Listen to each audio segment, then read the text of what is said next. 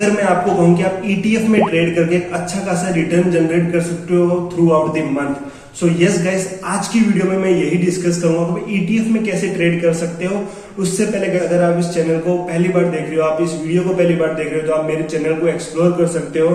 And if you found something learning और if you learn something, तो आप मेरे चैनल को सब्सक्राइब भी कर सकते हो। सो नाउ गाइस, अभी आज के टाइम में देखो, I am talking about trading basically. तो ट्रेड किस चीज में होता है, या तो फ्यूचर एंड ऑप्शंस में करोगे या आप स्टॉक्स में करोगे, जो कि बेसिकली इक्विटी है। लेकिन मैं एक बात बता देता हूँ गाइस, आज के टाइम में जो भी इंडेक्स में जो ट्रेड करते हैं, तो index is highly manipulated by the big players, चाहे निफ्टी हो, चाहे बैंक निफ्टी हो, fin Nifty, Sensex, all are manipulated. So it's very hard to make consistent money in today scenario. Okay, हाँ, बट अगर आप एल्गोस के through करते हो ना, प्रोबेबिलिटी कि आप एक अच्छा खासा रिटर्न जनरेट कर सकते हो, बिकॉज इन एल्गो ट्रेडिंग ये आपके इमोशंस नहीं आते और आप एक डिसिप्लिन तरीके से ट्रेड कर सकते हो। And this is the only thing that you need while doing trading. Okay, so हाँ, एल्गो ट्रेडिंग से हम जनरेट कर सकते हो, बट अगर आप डिस्क्रिशनरी ट्रेडिंग करते हो तो it's very hard right now. So that's the reason आपको ट्रेडिंग करनी चाहिए इन ईटीएफ। अभी आप पूछोगे कि भाई ईटीएफ में करनी चाहिए, मैं स्टॉक्स में कर लूंगा। स्टॉक्स में भी तो मैं ट्रेड कर सकता हूँ, जो टेक्निकली स्ट्रॉन्ग स्टॉक है मैं उसको खरीदूंगा और आफ्टर सम टाइम मैं उसको बेच दूंगा और I will make a profit. हाँ, कर सकते हो, बट देखो क्यों ईटीएफ बेटर है एज कम्पेयर टू स्टॉक्स। देखो स्टॉक्स, आपने फॉर एग्जांपल मैंने एक पर्टिकुलर स्टॉक्स खरीदा, कुछ नेगेटिव न्यूज आई, तो वो स्टॉक्स में क्या लोअर सर्किट भी लगता है ना, वो लोअर सर्किट लग जाएगा एंड इट्स अ प्रोबेबिलिटी कि आप अपना कैपिटल का अच्छा खासा चंक एक वाइप आउट कर दोगे। But in the case of ETF ऐसा कभी नहीं होगा, because ETF fund is made of a bunch of stock. For example एक आईटी सेक्टर है, एक मैं आईटी सेक्टर का ईटीएफ खरीदता हूं, तो आईटी सेक्टर के ईटीएफ में एक पर्टिकुलर आईटी कंपनी नहीं है, वहां पे 20-30 जो मेन कंपनी है, जो निफ्टी के अंदर है, जो मिड कैप कंपनी है, उन सबका एवरेज प्राइस लेके ईटीएफ चलता है। अगर मार्केट में लोअर सर्किट भी लगता है तो ऐसा नहीं कि सारी आईटी कंपनीज में लगेगा, एक दो कंपनी में लगेगा, जो बाकी की कंपनी तो थोड़ा बहुत उसको एवरेज प्राइस कम कर देगी और ज्यादा मेजर लॉस नहीं होगा।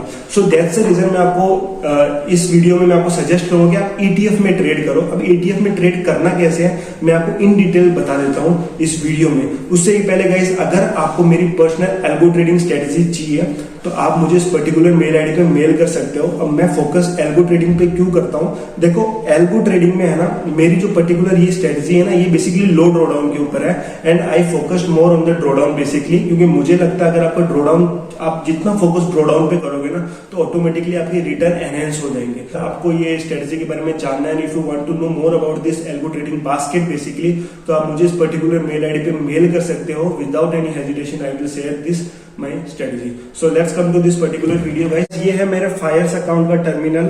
हाँ, मैं फायर्स अकाउंट यूज करता हूँ for my trading activities, because I found it's one of the best broker and उसमें बहुत सारी जो पेड फीचर्स है जो मुझे थर्ड पार्टी से मिलते हैं वो मुझे फ्री ऑफ कॉस्ट में मिल जाते हैं, राइट। सो देखो इसमें करना क्या है, बेसिकली यहाँ पे जाऊंगा मैं और यहाँ पे ऑल सेक्टर करके मिलता है यहाँ पे।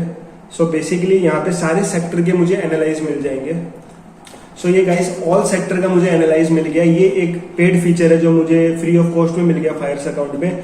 अब ये ऑल सेक्टर बनाना कैसे है, अगर आपके फायर्स अकाउंट है, कोई भी ब्रोकर हो, तो आप, मैं बता दूंगा बेसिकली मेरे टेलीग्राम चैनल पे डाल दूंगा, अगर आप कमेंट भी कर देना अगर आपको इस बेसिकली ये फीचर्स कैसे बनाना है इसके बारे में जानना हो तो।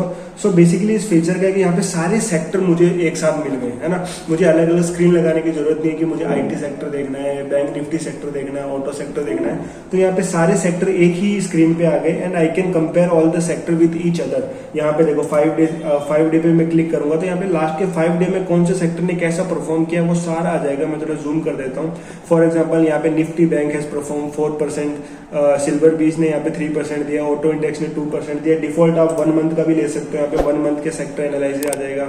यहाँ पे 6 मंथ का भी ले सकते हो, 1 ईयर का भी ले सकते हो, कुछ भी ले सकते हो, राइट। और इसी सेक्टर के बेस पे मैं अपने ईटीएफ को बाय करता हूँ। आई फाउंड कि ये पर्टिकुलर ईटीएफ में मुझे ट्रेड करना चाहिए to make a good amount of return.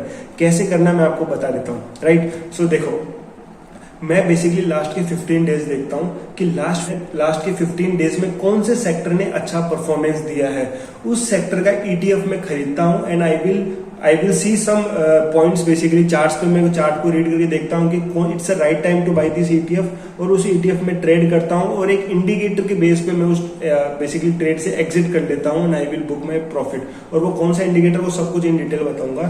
So for example मैं एक एग्जाम्पल लेता हूँ, यहाँ पे पहले मैं टाइम फ्रेम कर देता हूँ 1 आवर का, एंड लास्ट के 15 डेज में एक जुलाई का आपको दिखाता हूँ जो मैंने रिसेंटली ट्रेड किया था, मैंने अच्छा खासा उसमें रिटर्न जनरेट किया।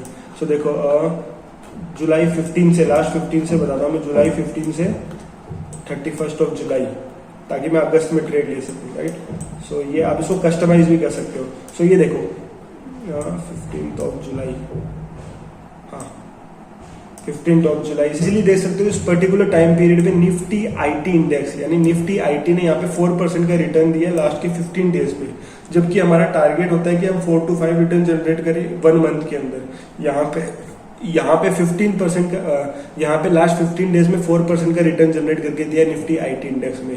FMCG ने भी 4% रिटर्न जनरेट करके दिया। तो मैं यहाँ पे मैंने देख लिया कि यहाँ पे IT इंडेक्स ग्रो हो रहा है, IT इंडेक्स बूम पे है इस पर्टिकुलर 15 डेज पे, तो हो सकता है कि उस IT इंडेक्स का कोई भी ETF में खरीदूं तो मुझे इजिली उतना ही रिटर्न जनरेट करके दे दे जितना ये इंडेक्स जनरेट करके दे रहा है। कैसे, देखो यहाँ से मुझे पता लगा लास्ट की 15 डेज में कि निफ्टी IT अच्छा परफॉर्म कर रहा है, तो मैं यहाँ पे क्या करूंगा, मैं अपना ETF बाई करूंगा। तो यहाँ पे सर्च में जाऊंगा और यहाँ पे आपको ETF कैटेगरी चूज करना है और मुझे यहाँ पे बस IT लिखना है, क्योंकि मुझे IT सेक्टर का ETF चाहिए। और यहाँ पे जितने भी IT इंडेक्स है ना, जितने भी IT ETF है मार्केट में, वो सारे अवेलेबल हो जाएंगे।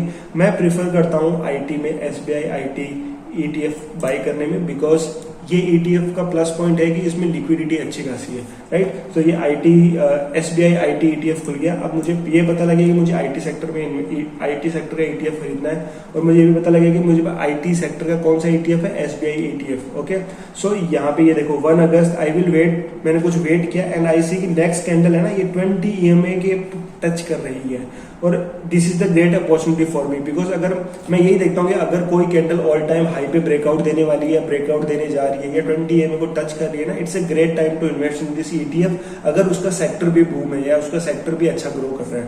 तो यहाँ पे मैंने देखा है IT सेक्टर ग्रो किया लास्ट के 15 डेज में, और यहाँ पे IT ETF भी 20 EMA पे आ गया, तो स्मॉल करेक्शन भी हो गया। सो मैंने यहाँ पे बाई कर लिया, और मुझे एग्जिट तब करना है जब मेरा RSI, ये मेरा RSI है, जब मेरा RSI 75 लेवल को टच कर लेगा। आप RSI चार्ट लगाते हो ना, तो बाई डिफॉल्ट 70 और 30 लेवल्स होते हैं। सो मैंने 30 को 50 कर लिया कि मुझे तभी बाई करना है ETF में जब RSI 50 के अबव है, ये 50 के अबव है, ये 50 का रेंज, 50 का लेवल है, 50 के अबव होना चाहिए, and I will sell when the RSI give the signal at 75 को टच किया, तो यहाँ कहीं मैं निकल गया, और इस पर्टिकुलर पीरियड में मैंने क्लोज टू यहाँ पे अकॉर्डिंग टू ETF 9% का रिटर्न जनरेट करके दिया ETF ने, बट मैं वहां पे 5% के आसपास निकल गया था, बिकॉज मेरा मंथली टारगेट पूरा हो चुका था।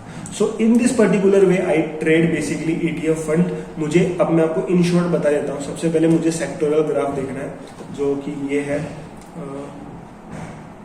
ये सेक्टोरल ग्राफ देखना है, जो भी मैं 15 डेज का देखता हूँ, आप अपने हिसाब से देख सकते हो, 1 मंथ का देख सकते हो।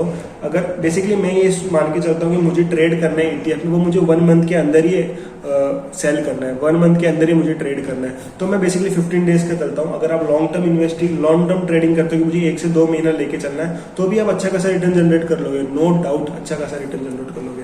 सो फर्स्ट पॉइंट, मुझे अपने सेक्टोरल सारे ग्राफ को एनालाइज करना है पर्टिकुलर पीरियड में, जो भी आप डिफॉल्ट पीरियड लेके चल रहे हो। अगर वो सेक्टर जो भी उसमें टॉप पे है, बुलिश है, तो वही सेक्टर का ETF में बाई करूंगा जिसमें अच्छी खासी लिक्विडिटी है, और उसी सेक्टर में कुछ मैं टेक्निकल एनालिसिस देखूंगा कि वो 20 EMA पे टच हो रहा है या ऑल टाइम हाई पे ब्रेकआउट दे रहा है, या कुछ बुलिश होना चाहिए बेसिकली चार्ट, और वहां पे मैं बाई करूंगा। And when the RSI reach at 75 level, मैं वहां पे उस पर्टिकुलर ETF से एग्जिट कर दूंगा, बिकॉज मैंने ये एनालाइज किया है कि जब RSI ETF जो भी ETFs है, उसमें जब RSI 75 के ऊपर जाता है तो वो ओवरबोट हो जाता है, वहां से कुछ ना कुछ करेक्शन आता है। सो इट्स बेटर कि हम 75 पे निकल जाए, ताकि हम वो करेक्शन के अंदर हम ना रहे और हम थोड़ा छोटा सा लॉस ना करते। So basically this is my ETF trading technique. I hope आपको ये वीडियो समझ में आई होगी। बहुत ही इंपॉर्टेंट वीडियो, बहुत ही लर्निंग वीडियो है। अब रिसेंटली मैं आपको बताऊं कि देखो अभी क्या चल रहा है, अभी सितंबर चल रहा है, तो मैं 15 अगस्त से देखूं कौन सा सेक्टर ने अच्छा परफॉर्म किया है। 15 सितंबर में यहाँ पे अगेन आईटी इंडेक्स ने अच्छा परफॉर्म किया, क्लोज टू 10% का रिटर्न दिया है लास्ट के 15 डेज में, आप देख सकते हो। सो आप आईटी इंडेक्स में ही नेक्स्ट मंथ के लिए आप ईटीएफ बाई कर सकते हो। आपको इजीली वो 3 to 4% रिटर्न ज्यादा ही देगा, लेकिन आप 3 to 4% में बुक कर सकते हो। तो इस तरीके से आप आईटी सेक्टर के कंपेयर करके ईटीएफ में ट्रेड कर सकते हो, and it will really generate a consistent return. Because कुछ एक of course it's not a holy grail strategy, कुछ एक ऐसे मंथ भी आएंगे जहां पे आपको ज्यादा प्रॉफिट नहीं मिलेगा, बट हाँ ऑलवेज रिमेंबर, अगर आप प्रॉफिट नहीं कर रहे हो तो उस मंथ में अगर लॉस भी नहीं कर रहे हो ना, तो आप एक बहुत ही अच्छी जर्नी में जा रहे हो, स्मूथ जर्नी में जा रहे हो। अपने को लॉस कम से कम रखना है, एंड माई टारगेट यही रहता है कि जब वो ईटीएफ 2% लॉस में दिखाए तो मैं पूरा एग्जिट कर देता हूँ। क्योंकि कभी कभार ऐसा भी होगा कि आपने ईटीएफ गलत बाई कर लिया है ना, या आपका सेक्टर बुलिश है लेकिन उस आपने बाई किया तब वो सेक्टर नेगेटिव हो गया, तो आप टारगेट रखो कि मुझे 2% जैसे ही लॉस दिखेगा उस पर्टिकुलर ईटीएफ में मैं एग्जिट कर दूंगा, this is my stop loss basically. So हाँ, इस तरीके से आप कर सकते हो। सो आई होप आपको वीडियो लर्निंग लगी होगी।